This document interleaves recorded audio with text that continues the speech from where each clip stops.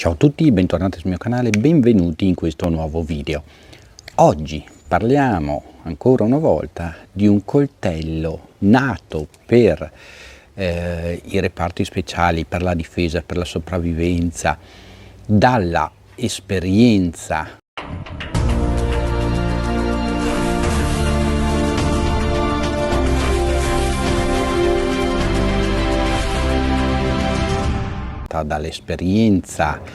come istruttore di Jeff Randall.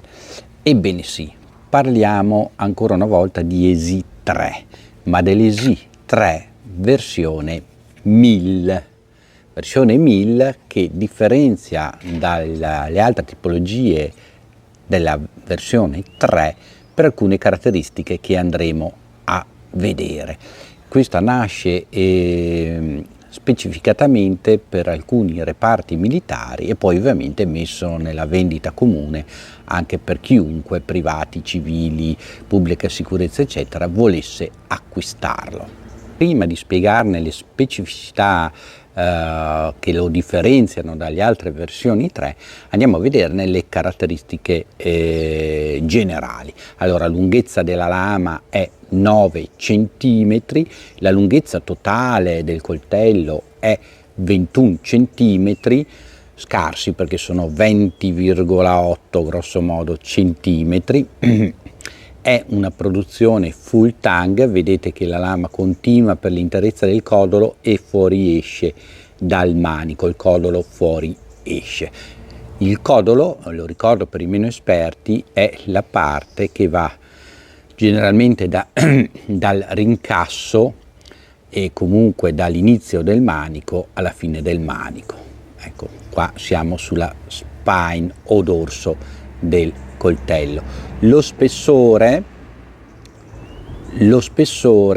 è di 3 mm, quindi è un coltello tutt'altro che spesso, proprio per le specificità che deve avere questo tipo di coltello. E la manicatura è in una micarta speciale, può essere in questo tipo di micarta speciale, che poi vi spiego la differenza dalla micarta solita della ESI, e anche, vedete, ha questi bei separatori rossi, e anche eventualmente in G10, c'è anche la versione in G10 nero. Io ho preferito la micarta perché ha quella leggera ruvidità in più quando si ha la mano umida o bagnata che lo trattiene, anche se il G10 ha una textura pallinata che fa ben trattenere la mano, però lì è una questione di gusti e di visioni del proprio utilizzo del coltello. Vediamo che sul dorso c'è questa gimpatura che permette la tenuta del pollice senza scivolamento. Un'altra cosa che vediamo è questo finger choil, che appunto permette una presa avanzata, quindi quando si deve lavorare molto bene di punta o roteare, forare le cose. Abbiamo anche questa guardia che può sembrare fastidiosa, ma serve proprio per trattenere quando si infila, quando si fa dello stabbing, detta all'inglese. E ovviamente, essendo un coltello che nasce multiruolo ma anche come ruolo principale difesa-attacco, è ovvio che abbia questa caratteristica di proteggere la mano durante la pressione. Un'altra caratteristica che ha diversificata dai tre non normali, dagli altri tipi di 3, è che il codolo è arrotondato. Vedete, il frangivetro o codolo è arrotondato. Questo serve per permettere meglio un utilizzo con la tenuta del pollice in caso appunto di offesa, in caso di stabbing, in maniera che non dia fastidio. Mentre nella versione più comune, quindi un multiruolo di diverso utilizzo, vedete che la punta è accentuata e quindi nell'utilizzo in questo senso darebbe molto fastidio al pollice, farebbe molto male e bisognerebbe utilizzarlo solo con i guanti, mentre qua non c'è questo tipo di problema. Un'altra variazione dal modello normale, non so se riesco a farvela vedere, è una leggera inclinazione maggiore verso la punta, che è una spear point, in maniera da renderla più penetrante appunto in caso di bisogno. Vedete che la punta del modello, diciamo, tradizionale è più piana, è più dritta, mentre questa, il nero non permette di vederlo molto bene, ma è un pochino più scoscesa, quindi c'è questa differenza. Gli spessori invece sono identici. Un'altra differenza è che nella versione tradizionale non c'è nessun separatore tra la micarta e l'acciaio sotto, che ovviamente è coperto, è coated, abbiamo questo ceracote che lo copre. Vedete che invece qua abbiamo i separatori. Questo rende leggermente più largo il manico, ma non eccessivamente da dar fastidio come poi i manici 3D, che a me non piacciono, perché deve comunque rimanere sottile per poter essere portato anche in modalità nascosta in caso di utilizzo per autodifesa, cosa che è vietatissima in Italia, mi raccomando.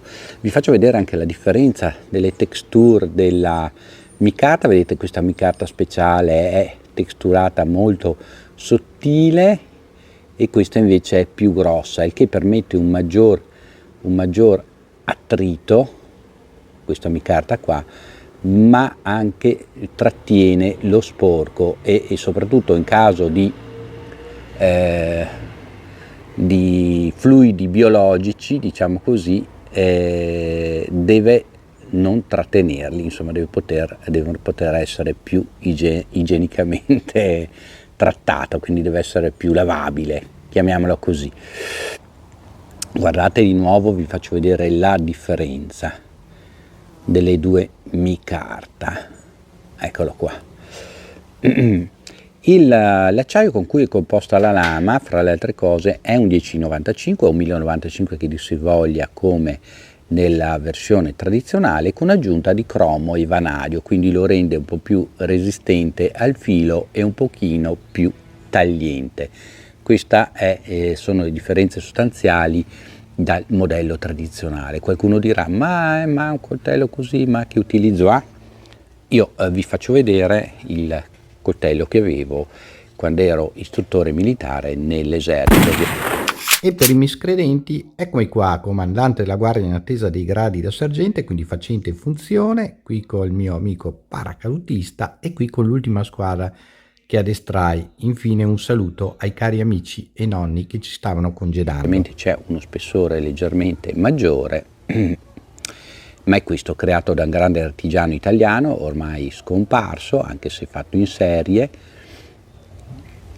E non c'erano i due fori qua che io utilizzavo per fissare una striscia di cuoio che faceva da manico. Allora il paracord non era così facilmente ottenibile e utilizzabile, e questo è il gun skin, il Cobra gun skin. Guardate qua che meraviglia.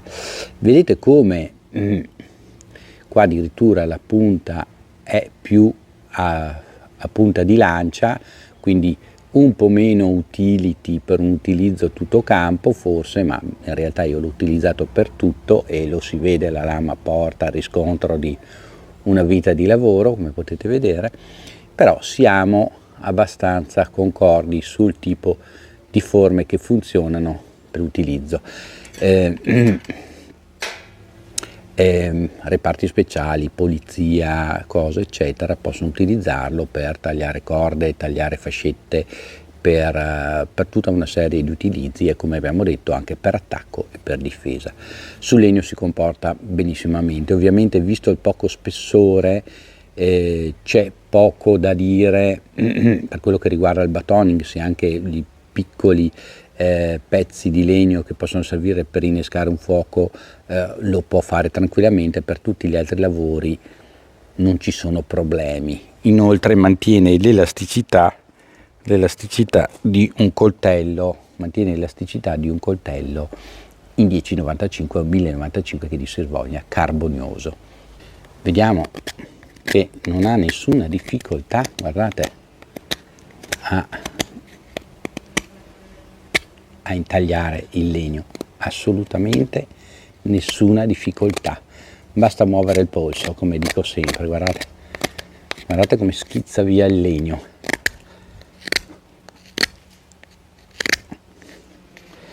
È veramente una macchina da guerra. Vediamo con legno durissimo, stagionato, se riusciamo a fare un intaglio, e vedete che intaglia perfettamente. È veramente una macchina da guerra. Guardate che punta che sono riuscito a fare con 4 colpi. Non teme neanche il poter forare il legno. E arriva dalla parte di là.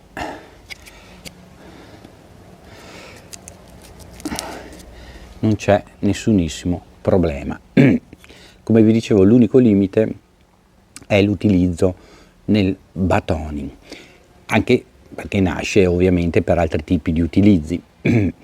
Alcuni possono lamentare che è stretto il manico, è perché sono nati tutti questi aftermarket negli anni per l'Easy 3, e poi è nata la versione HM Handle Modificate, cioè col manico modificato, ma che a me non piace più di tanto. Ma vedete che già qua lo spessore è aumentato di qualche millimetro, mettendo questi separatori. Quindi volendo vi potete fare dei separatori, tanto si svita e si riavvita il manico, e quindi aumentarne un po' lo spessore, quel che basta. Ovviamente se doveste fare un uso di ore nel tagliare il legno, è ovvio che uno spessore così può dar fastidio a lungo andare alla mano, quindi magari utilizzarlo con un guanto. Questo caso qua dà meno fastidio perché lo spessore è quasi mezzo centimetro in più, e quindi si riesce, pur mantenendo una esilità, un minimo spessore, per poter essere appunto utilizzato, questo in maniera concealed, in maniera nascosta. Questo è il suo fodero tradizionale in polimero multielastico, come lo chiamano loro, dove è ben fisso. C'è questa clip che può essere messa anche eventualmente per il porto verticale, ma che mantiene un certo spessore, quindi levandola e mettendo anche solo del paracord nei fori si può tenerlo in cintura veramente in maniera piuttosto nascosta quando facciamo le nostre uscite nei campi, nei boschi, in montagna, eccetera, eccetera, eccetera. Oggi lo si trova tra i 160 e i 180 euro in commercio, quindi un prezzo forse un pochino elevato, però ne vale veramente la pena, anche solo per il tipo di idea, il tipo di utilizzo multivalente che si può fare per il cibo, per la pesca, per sezionare i pesci, per la caccia. Veramente è un coltello multiruolo, è uno dei coltelli l'Easy 3 tra i miei preferiti e ne ho di diversi modelli, però sostanzialmente questo è il modello base, che sia coating, non coating, nero, rosso, verde. C'è la versione anche quella per uccidere gli zombie, no? Quella verde fluorescente. C'è questa mania negli Stati Uniti d'America dei coltelli per zombie che devono avere questi colori fluorescenti col manico arancione e verde fluorescente, e però hanno la stessa forma e le stesse caratteristiche. Poi c'è la versione 1000 che ha questa forma e queste caratteristiche leggermente diverse. Ditemi qua nei commenti voi cosa ne pensate, se è un coltello che vi può piacere, vi interessa. Il finger choil è molto comodo, come vi abbiamo detto, per questo tipo di utilizzo, come vi ho detto, per questo tipo di utilizzo per me è promosso, cioè il prezzo vale la candela. Non ho mai preso quello in S35VN, l'ho provato e non mi ha dato lo stesso piacere di utilizzo. Per questo video è tutto, iscrivetevi al canale, mettete il like, condividete i video sui vostri social, mi raccomando, solo il 20% di voi è iscritto al canale, siamo sul pirata, in quanto ho trasferito qua i video sui coltelli, piano piano arriveranno tutti gli altri e anche qualcosa di più. Quando arriveremo ai 5.000 vi iscritti, vi farò vedere una collezione di coltelli come non avete mai visto. Ci vediamo nel prossimo video, ciao a tutti da Ermanno, ciao!